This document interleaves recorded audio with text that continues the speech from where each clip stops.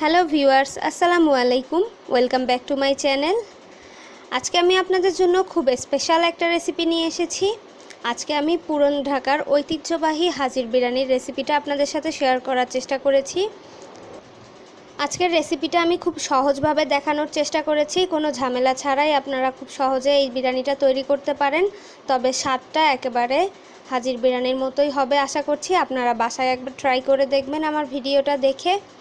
আর যদি ভালো লাগে তাহলে অবশ্যই আমাকে কমেন্টস করে জানাতে পারেন।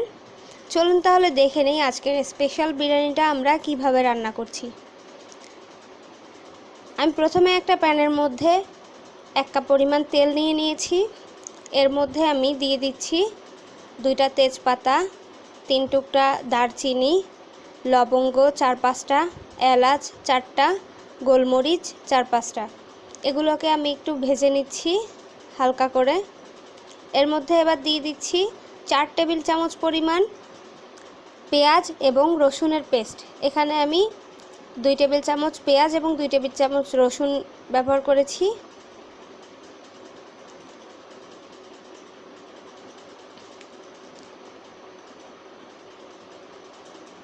এটাকে একটু ভালোভাবে ভেজে নিতে হবে তেলের উপরে।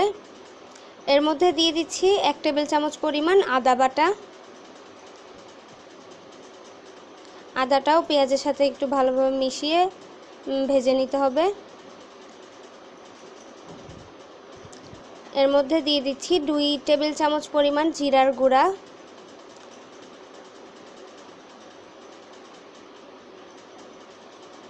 2 টেবিল চামচ পরিমাণ লাল মরিচের গুঁড়া।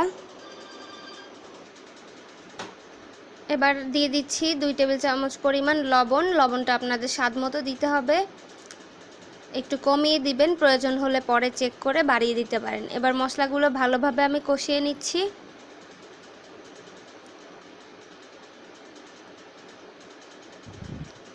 মশলা কষানো হয়ে গেছে। এবার এর মধ্যে আমি বিরিয়ানির মশলা দিয়ে দিচ্ছি। বিরিয়ানির মশলাগুলো কিভাবে তৈরি করবেন এটা আমি ডেসক্রিপশনে দিয়ে দিচ্ছি। সব মশলাগুলো কাঁচাই আমি ব্লেন্ড করে নিয়েছিলাম। এবার ভালোভাবে মশলাটা আরেকটু কষিয়ে এবার এর মধ্যে মাংসটা দিয়ে দিব। আমি এখানে প্রায় 1 কেজির পরিমাণ হাড় ছাড়া শুধু সলিড মাংস ইউজ করেছি। কিছুটা চর্বি আছে, তবে খুবই কম পরিমাণ। আর মাংসের সাইজটা একটু ছোট করে কেটে নিতে হবে। রেস্টুরেন্টগুলোতে আমরা যেমন বিরিয়ানিগুলো খাই বা হাজির বিরিয়ানির মধ্যেও মাংসের টুকরাগুলো একটু ছোট থাকে, সেই সাইজের করেই কেটে নিতে হবে। এবার মাংসটাকে আমরা ভালোভাবে কষিয়ে নিব। আমি এর মধ্যে এক্সট্রা কোনো পানি দিচ্ছি না, মাংস থেকেই কিছুটা পানি বের হবে আর সেই পানিটা দিয়েই মাংসটা সেদ্ধ হয়ে যাবে। ঢাকনা দিয়ে ঢেকে আমি মাংসটা সেদ্ধ হওয়া পর্যন্ত অপেক্ষা করছি। মাঝে মাঝে 2-1 বার উল্টে পাল্টে দিয়েছি। মাংসটা এখন পুরোপুরি সেদ্ধ হয়ে গেছে, কিছুটা ঝোল এখনও রয়ে গেছে। আমি এটাকেও ভালোভাবে শুকিয়ে নিচ্ছি, একেবারে মাংসটা শুকনা শুকনা করে ভুনা করে নিচ্ছি।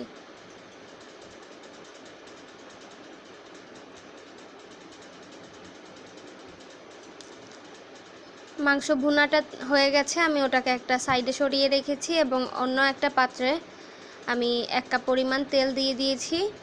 সাথে দিয়ে দিচ্ছি 2 টেবিল চামচ পরিমাণ ঘি।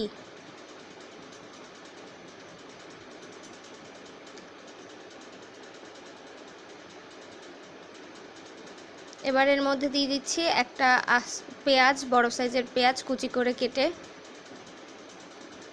এটাকে একটু ব্রেস্তার মতো করে ভেজে নিচ্ছি ব্রাউন কালার করে।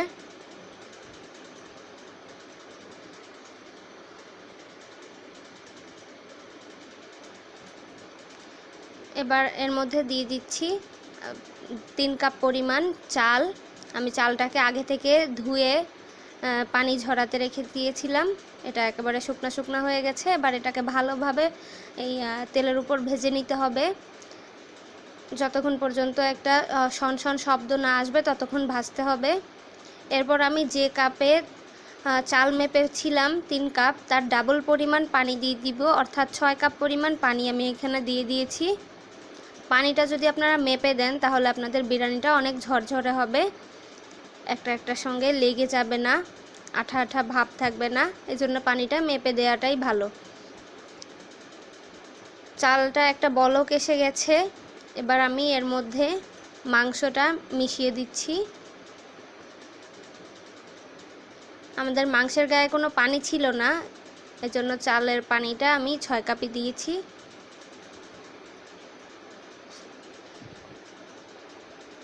এবার এর সঙ্গে দিয়ে দিচ্ছি কিছু আস্ত কাঁচামরিচ, যা একটা ভালো ফ্লেভার আসবে বিরিয়ানির মধ্যে। কিন্তু মরিচগুলো ফেলে দেওয়া যাবে না, তাহলে বিচিটা ছড়িয়ে যাবে চারিদিকে। আর দিয়ে দিচ্ছি কিছুটা লবণ, বিরিয়ানিতে লবণের পরিমাণটা একটু কম হয়েছিল, আমি চেক করেছিলাম। এবার ভালোভাবে মাংসটা চালের সঙ্গে মিশিয়ে আমি এটাকে দমে দিয়ে রাখবো প্রায় 15 মিনিটের মতো। ঢাকনায় কোনো ছিদ্র থাকলে সেটাকে টিস্যু বা কাগজ দিয়ে আটকে দিতে হবে। এ পর্যায়ে চুলার আঁচ একেবারে লো ফ্লেমে রেখে আমি দমে দিয়ে রেখেছিলাম 15 মিনিট। দেখুন আমাদের বিরিয়ানিটা একেবারে তৈরি হয়ে গেছে, আর এটার কালারটা দেখেই বোঝা যাচ্ছে এটা খেতেও আশা করছি অনেক টেস্টি হয়েছে, আর অনেক ঝরঝরে করে রান্না করা হয়েছে। দেখুন চালটা অনেক ঝরঝরে হয়েছে, ভাতগুলো একেবারে একটার সঙ্গে লেগে যায়নি। আপনারাও বাসায় আমার রেসিপিটা ফলো করে তৈরি করে দেখতে পারেন, আশা করছি স্বাদটা অনেক মজার হবে।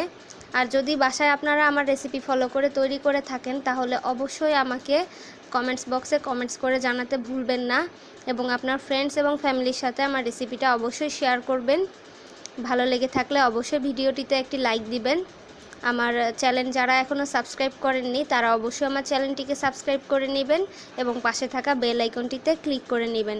তাতে আপনারা সবার প্রথমে আমার ভিডিওর নোটিফিকেশানগুলো পেয়ে যাবেন। ধন্যবাদ সবাইকে এতক্ষণ আমার সাথে থাকার জন্য।